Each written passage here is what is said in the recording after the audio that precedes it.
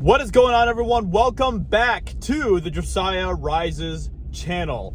I know that I said that I'm going to explain everything, and I will explain everything eventually about what has been going on over the past few months, but that isn't for this video. And I know I also said that I was going to be coming back on February 14th, but Vanity Fair dropped this article today regarding the Lord of the Rings show, Rings of Power, coming from Amazon, and I had to talk about it. I wanted to talk about it, so that is what we're going to be doing today for this video. So I couldn't keep away. I just couldn't, because after I read the article for the Rings of Power from Vanity Fair, I was left with even more red flags than I was previously, which isn't good. I was hoping that there would be some reassurance, and unfortunately I think that there's a lot of stuff in that article that is just lip service in a lot of ways. They say things in that article about how they wanted to be faithful to Tolkien, and they didn't want to create a Game of Thrones in Middle-earth and all of this type of stuff. And, maybe some of that will be truer than what we were expecting, but at the same time, it is very clear that they are still putting things within the story that is not Tolkien, that is not Middle-earth. They have things that are like there's obviously a lot of intersectional casting within this series. One of the promotional images that they released is of this new completely made up character for the show called Arendir, I think his name is, and he's played by Ismail. I can't remember his last name, but he's playing a Sylvan elf. Now, my understanding of this is that they probably looked at the Sylvan elves, who are, I believe, if I remember correctly, they're descendants of the Dark Elves, and they probably saw that and they were like, oh, Dark Elves, what a great idea. Let's go ahead and make the Sylvan elves dark-skinned elves, which is not at all what Dark Elves meant when Tolkien wrote that.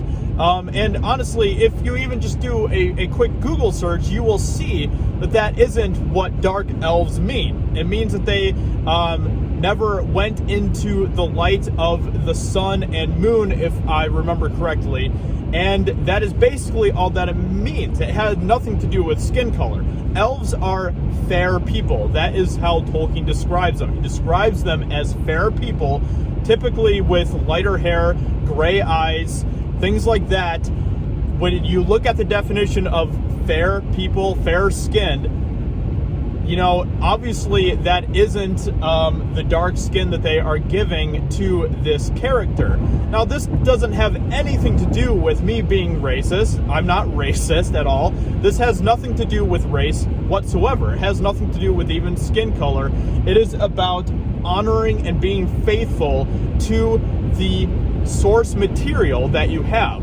That is what we are holding them accountable to. And when we see red flags like that, when we continue to see Hollywood pushing intersectionalism and identity politics over a good story, this is the result. And we see this time and time again. And of course, the whole point of this, the whole point of intersectional casting in things like Lord of the Rings, there's a really cool bald eagle that just flew over my head. That was awesome. One of the things that about this is that the reason why they're putting intersectional casting and things like this show is so that they can point at that when we criticize the show and say, oh, the reason why you're critical of this show is because of this person not being a white person. It's because you are a racist. When it has nothing to do with race, it is about us holding them accountable to be faithful to the source material that they have. And this has, like I said, this has nothing to do with Ismail as a person. He could be a great guy for all I know, and he obviously took an opportunity that was given to him. Who wouldn't do the same, right? But at the same time, there are a lot of other issues that are below the surface that they aren't going to address with this. There are also things that they talk about in this article as well, where they talk about cramming like basically the entire Second Age into a shorter timeline, which is not good at all, because you're just completely cutting out that important history that Tolkien gave in the Silmarillion. And they also talk about things like hobbits possibly being in this show. Hobbits weren't even around until the Third Age, but they basically were like, F that, who cares what Tolkien wrote, we're going to do our own thing. There's a lot of problems with this show, and I've been getting blocked a lot on places like Twitter, by people like the OneRing.net, and by all these other Lord of the Rings news pages that are on Twitter. I'm getting blocked by them because I want to hold this show to a higher standard. I want to hold Lord of the Rings, I want to hold Amazon to a higher standard, because what they have, and they don't realize this, they don't seem to grasp this, or maybe they do and they just don't care, and they're more interested in pushing their sinister agenda than they are about giving us good story that is faithful to Tolkien. They don't realize that, they don't realize the privilege that they have to be able to create a story in Middle-earth. Now, in the Vanity Fair article, they say, we feel so blessed to be able to do this. We feel like, we have such a high bar before us with, Peter Jackson and Tolkien and all these things and stuff. And it's like, do you really believe that? Or are you just saying that? Because everything that I have been seeing with the promotional material, with, the things that you guys are saying about how you are basically taking a lot of liberties with this story and pushing, like the dwarven women don't even have beards. And that's like it's like one of the most simple things that you could have gotten right about this whole show. But they give you lip service about how much this means to them. And then when you point things out, they're like, hey, well, what about this? Then they're like, oh, you're racist. It's ridiculous.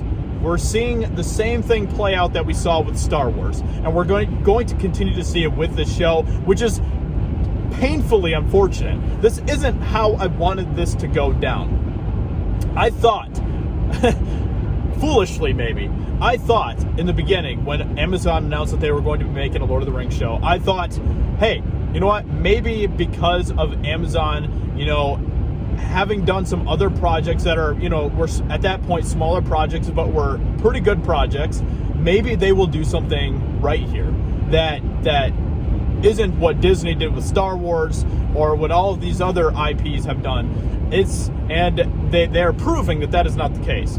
And it's so aggravating to me that this is where we are heading. But with all of that being said, I'm going to continue to cover this show because it is important. It is important to hold it to a higher standard. There's nothing wrong with that. There's nothing wrong with loving the source material and loving the works that Tolkien created so much that you want to hold this adaptation to a higher standard. Don't be ashamed of that, and don't be scared when you get called racist, because that is exactly the playbook that they are presenting here and that they're following that has been done in the past with things like Star Wars. So with all of that being said, let me know what you think about this in the comments below. Get used to these car videos, because at the moment I still don't have internet at home. More of that will be explained later, but so get ready to see more of these car videos. Let me know if you enjoy this type of content. Let me know if you're excited for me to be back. Please leave a like and all that good stuff and a comment.